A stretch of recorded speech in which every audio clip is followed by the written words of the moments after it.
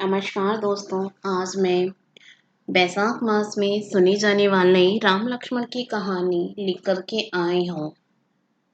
कहानी को अंत तक जरूर सुनिएगा। यह कहानी हमें पूरे बैसाख मास सुननी होती है। अगर हम पूरे बैसाख मास इस कहानी को नहीं सुन सकते तो अंत के 5 दिन हम इस कहानी को सुन सकते हैं। और अगर 5 दिन भी हम इस कहानी को नहीं सुन सकते तो अंत के 3 दिन इस कहानी को सुन करके हम पूरे बैसाख स्नान का फल प्राप्त कर सकते हैं। इस कहानी को सुनने से हमें पुण्यदायक लाभदायक फल प्राप्त होता है, सुख सौभाग्य की प्राप्ति होती है। तो अब सुनिए आप राम लक्ष्मण की कहानी। एक नगर में एक जाट और जाटनी रहते थे और वह बहुत गरीब भी थे। एक बार जाटनी जाट से कहने लगी कि मैं तुम्हें 4 रोटी बनाकर दूंगी, तुम नदी किनारे जाना। वहां राम लक्ष्मण आते हैं, वहां जाकर तुम ये बोलना। राम बड़े लक्ष्मण छोटे, वो बैठे अम्बे की डाली, वो बैठे चंबे की डाली। मिट्टी का दशरथ बनावे, मक्खन मिश्री का भोग लगावे। देव परिक्रमा घर को आवे। जाट रास्ते भर इन पंक्तियों को रटता गया, पर नदी किनारे जाकर भूल गया और वहां जाकर बोला।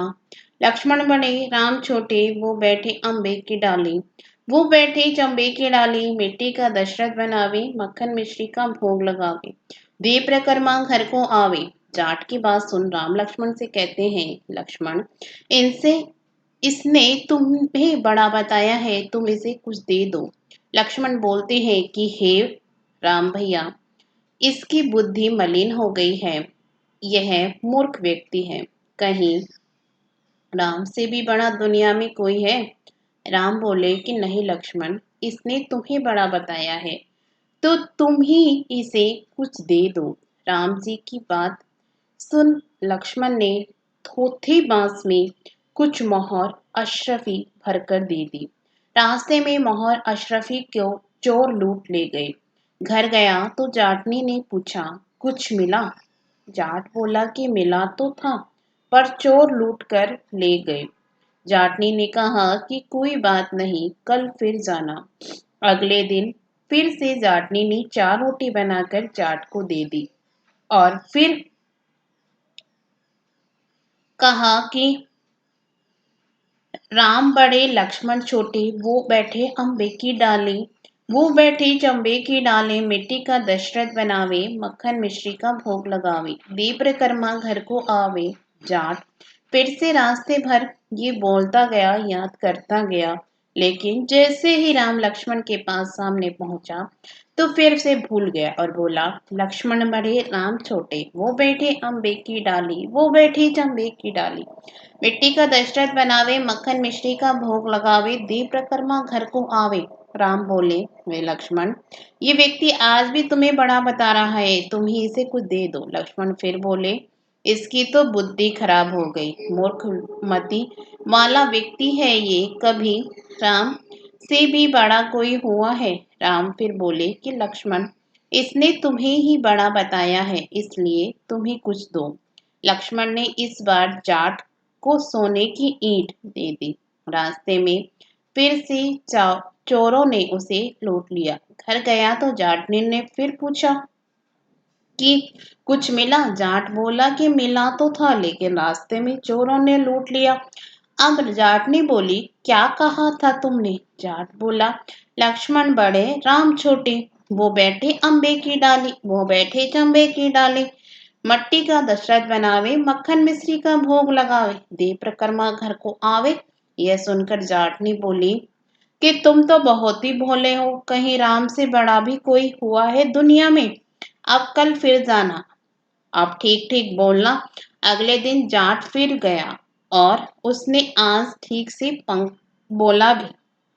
राम बड़े लक्ष्मण छोटे, वो बैठे अम्बे की डाली, वो बैठे चंबे की डाली। मिट्टी का दशरथ बनावे, मक्खन मिश्री का भोग लगावे। देव प्रकरमा घर को आवे। लक्ष्मण बोले, हे राम, आज इसको अक्ल आ गई है, आज इसे आप कुछ दे ही दो। राम मुस्कुराते हुए आए और बोले कि भाई, मेरे पास क्या है, ये जोड़ के मिट्टी है, ये ले जा। यह कहकर अपने हाथ से थोड़ी सी मिट्टी की डली जाट को दे दी। जाट बड़बड़ करके जाने लगा कि बुढ़िया माई ने उल्टी सीख दी। रोज सोना चांदी मिलता था, आज मिट्टी की डली मिली है। मिट्टी लेकर वह घर की ओर चल दिया। बीच रास्ते में फिर से चोर मिले और उन्होंने मिट्टी देखी तो मिट्टी देखकर कुछ नहीं बोले। अब जाट घर पहुंचा तो जाटनी ने पूछा, कुछ मिला? जाट बोला कि हाँ, तेरी उल्टी सीख के कारण आज मिट्टी की डली मिली है। जाटनी बोली, कोई बात नहीं, आज कुछ तो लेकर आए हो, बाकी दिन तो खाली हाथ ही आते थे। मिट्टी की डली कुछ काम तो आएगी, इससे मैं चूल्हा लीप सकती हूँ, घर का आंगन लीप सकती हूँ। मिट्टी की डली को वे तुलसी के पौधे के नीचे रखकर सो गए। सवेरे जब उठे तो देखा कि वहां हीरे मोती जगमगा रहे हैं। अब जाट समझा कि ये भगवान राम ही हैं जिन्होंने मिट्टी को हाथ लगाया तो वह सोना बन गया।